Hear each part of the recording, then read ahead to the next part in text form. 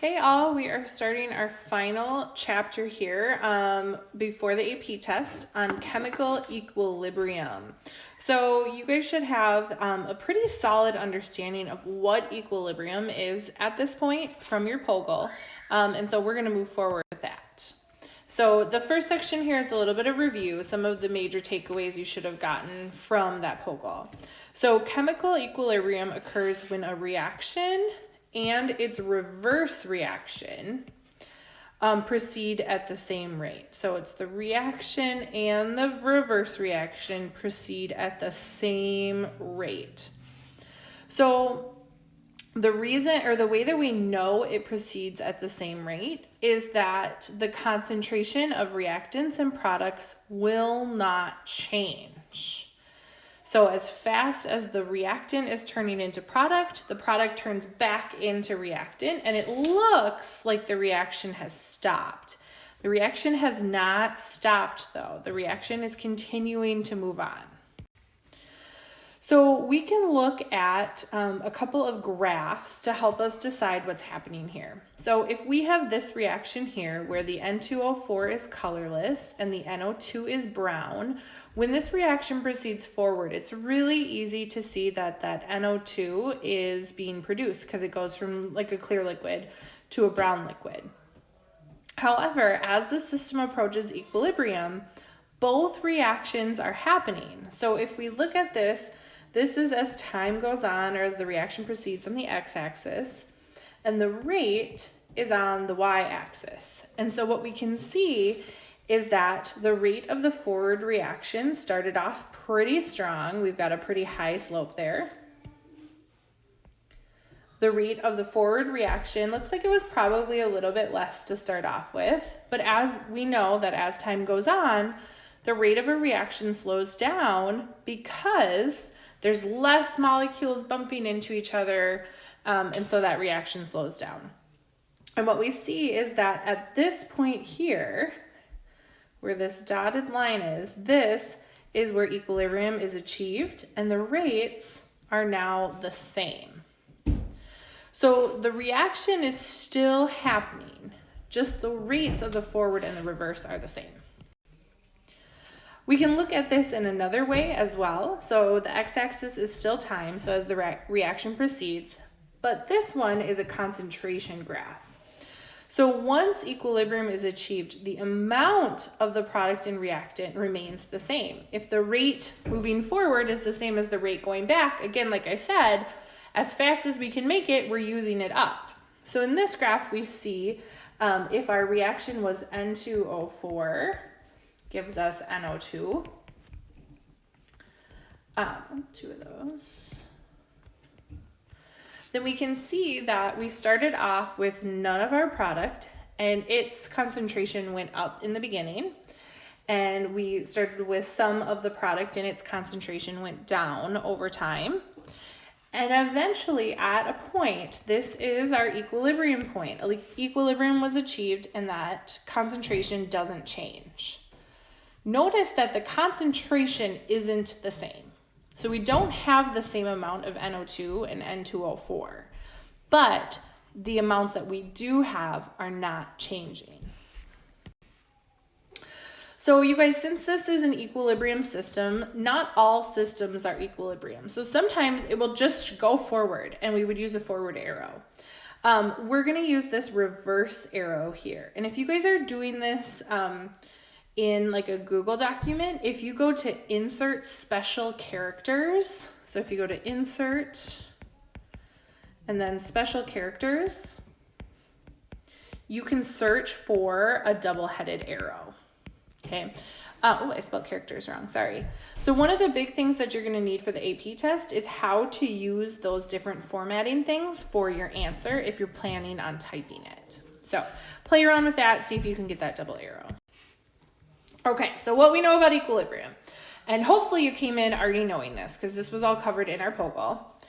At equilibrium, the concentrations of reactants and products no longer change with time. Okay, so we know we've reached equilibrium when the concentrations of the reactants and products no longer change. So that was that flat part of the graph we just looked at. In order for those concentrations to not change, no products or reactants can escape from the system. If they have to be the same, they have to both be in there. And then at equilibrium, a particular ratio of concentration terms equals a constant. So in your POGL, you looked at how much product there was compared to how much reactant there was. And what you guys were actually calculating is an equilibrium, KEQ, constant. So from that constant, we'll be able to tell some things about the equation. Okay, so next we're gonna figure out how do we calculate that equilibrium constant, and then we're gonna use that to do a bunch of problems going forward and analyzing of some equilibrium equations. So the equilibrium constant is pretty simple. It's a comparison or a ratio of the products to the reactants. So really we're looking at, like, at this point of equilibrium, how much product versus how much reactant do we have. So we're gonna write equilibrium constant expressions. And so basically what we're doing is just, again, the products over the reactants. So our equilibrium constant, it could be K of C if we're using concentration. I have also seen it written KEQ, meaning constant of equilibrium. And so it's the concentration of the products raised to their coefficient. So we're taking the stoichiometry into account, meaning we'll need a balanced equation. And so in this case, we had two products, and so we have two things on the top, divided by the concentration of the reactants, again, raised to their power. So we had two reactants, meaning we'll have two on the denominator. There's this law called the law of mass action. And so basically what's going to happen is the units will cancel out when we're dividing here. And K for equilibrium has no unit. So K is just a number. It's a ratio of the products to the reactants. Okay, so let's write the equilibrium constant expressions for the following reactions. So again, it's going to be the concentration of the products divided by the concentration of the reactants. So for this one, K equilibrium, it's going to be the concentration of O2, because that's our product, raised to the third power, over the concentration of O3, raised to the second power. Okay, so again, KEQ is going to be our products on top, so NOCl, raised to its coefficient 2, divided by the reactants. So NO raised to its power of 2, and Cl2. Okay, and they're going to multiply. One last one here, KEQ. It's equal to the products, Ag, NH3, 2, and there's just one of those, over our reactants, Ag plus and NH3 squared because of our coefficient of 2. Okay, you guys try a few of them, pause the video, try them, and then check your answer. Okay, so a couple of things to think about as you're checking your answers. Two common mistakes. Make sure that the products always go on the top. So my CDBR 4-2 minus and my HI, and then make sure that the coefficients are raised to the power.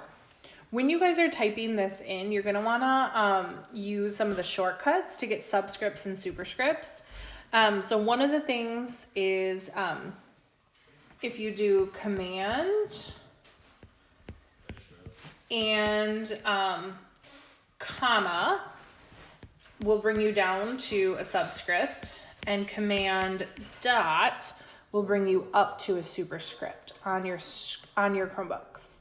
If you're using a different device, if you just go into your format text, you should have the option to do the superscript and the subscript, and it'll give you a shortcut as well.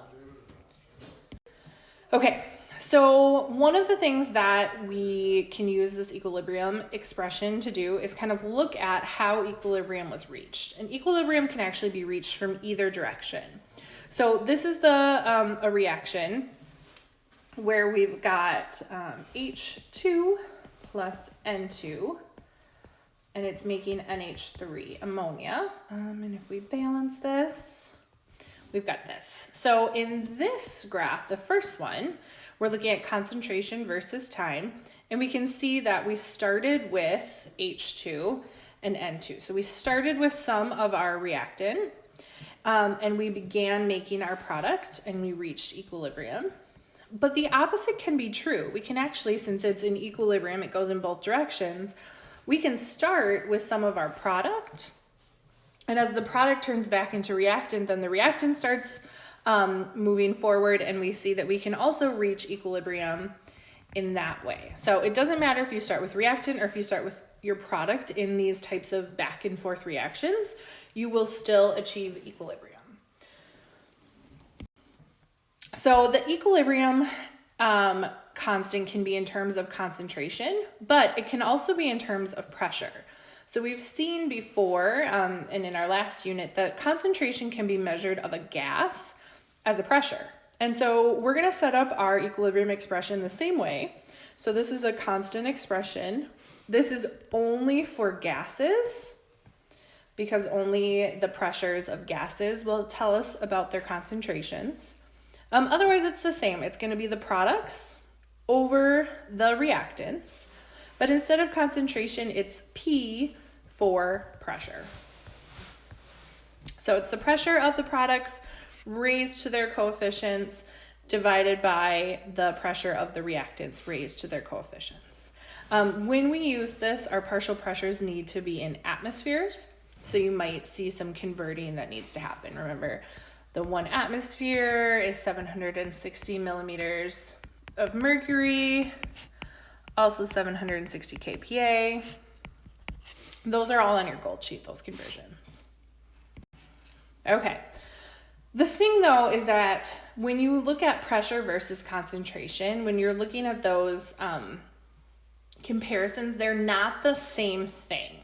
So they give us information about the equilibrium equation, but they are not equal to each other. So if we took the concentrations of gases and calculated its equilibrium constant, and we took the pressures of those same gases and calculated the equilibrium constant, they would be different. And sometimes you'll need a concentration one, sometimes you'll need a pressure one, and so this equation here will help you go between. So it takes into consideration the ideal gas law, PV equals nRT. So it looks at the moles, it looks at R values, which again is on your gold sheet. And it looks at the temperature, which will need to be in Kelvin.